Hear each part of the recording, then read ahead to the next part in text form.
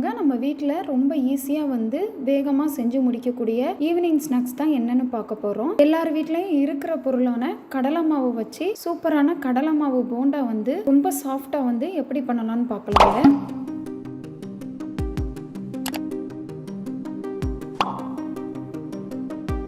அதுக்கு 2 டம்ளர் அளவுக்கு கடலை மாவு எடுத்துக்கலாம். அம்மா இந்த தடவை கடலை பருப்பு வாங்கி மிஷினில் திரிச்சு எனக்கு கடலை மாவு ரெடி பண்ணி கொடுத்தாங்க. 2 டம்ளர் கடலை மாவுக்கு 1/2 டம்ளர் அளவுக்கு பச்சரிசி எடுத்துக்கலாம். இதே இது நீங்கள் 1 டம்ளர் கடலை மாவு போடுறீங்க அப்படின்னா 1/4 டம்ளர் மட்டும் அரிசி மாவு எடுத்துக்கோங்க. இப்போ இங்கிட்ட பெரிய சைஸ் பல்லாரி வெங்காயம் எடுத்து பொடி பொடியாக நறுக்கி வச்சுக்கலாம். இப்போ 6-7 பல் போல பூண்டு எடுத்து இந்த மாதிரி அரையும் குறையுமா தட்டி அந்த மாவோட சேர்த்துக்கோங்க.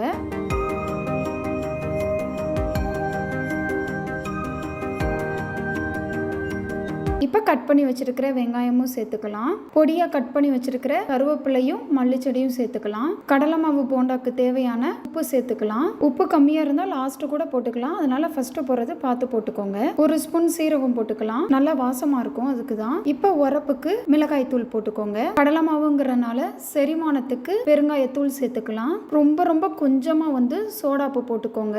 நீங்கள் சின்ன பிள்ளைங்களுக்கு கொடுக்குறீங்க அப்படின்னா இந்த சோடாப்பையும் தவிர்த்துருங்க. சோடாப்பு போடாம போண்டா சாஃப்டா தான் வரும், ஏன்னா நம்ம ஊற வைப்போம். இப்போ இது எல்லாத்தையும் நம்ம நல்லா கலந்துக்கலாம். வெங்காயத்துல கொஞ்சம் தண்ணி பதம் இருக்கும், அதனால நம்ம ஃபர்ஸ்டே இப்படி கலந்து வச்சுக்கலாம் தண்ணி ஊத்துறதுக்கு முன்னாடி. இப்போ 1 கரண்டி கடலெண்ணெய் எடுத்துக்கோங்க.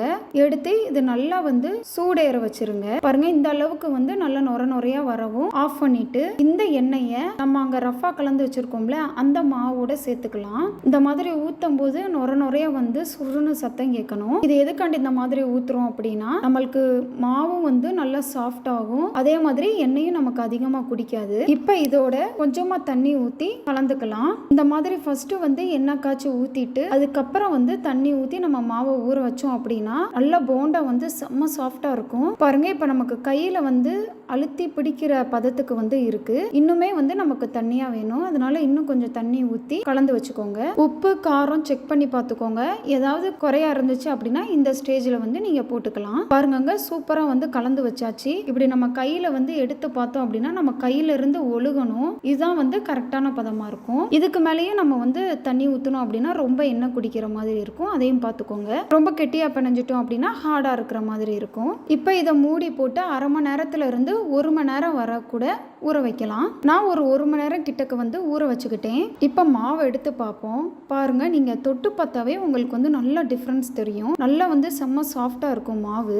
அவ்வளவுதாங்க, மாவு சூப்பரா ரெடி ஆயிருச்சு. இப்ப வடச்சட்டி காயவும் கடலெண்ணெய் ஊத்திக்கலாம். எண்ணெய் நமக்கு காயவும் ரஃபா இந்த மாதிரி கொஞ்சமா மாவு எடுத்து அப்படியே எண்ணெயில போட வேண்டியதுதான். ரொம்ப உருண்டையா பிடிக்கணும், ரொம்ப டைட்டா பிடிக்கணும் அப்படின்னா தேவையில்ல. சும்மா அப்படியே எடுத்து அப்படியே எண்ணெயில போட்டுற வேண்டியதுதான்.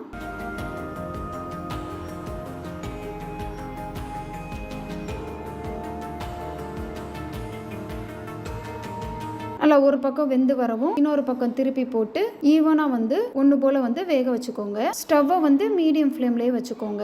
நல்லா சூப்பரா கோல்டன் ப்ரௌனா வெந்து வரவும் எடுத்துக்கலாம். இதே மாதிரி எல்லாத்தையும் சுட்டி எடுத்துக்கிட்டேன். அவ்வளவுதாங்க, சூப்பரான செம்ம சாஃப்டான ருசியான செம்மையான ஈவினிங் ஸ்நாக்ஸ் கடலை மாவு போண்டா ரெடிங்க. நீங்களும் ட்ரை பண்ணி பார்த்துட்டு எப்படி இருந்துச்சுன்னு சொல்லுங்க. சேனலை சப்ஸ்கிரைப் பண்ணுங்க. Okay, by.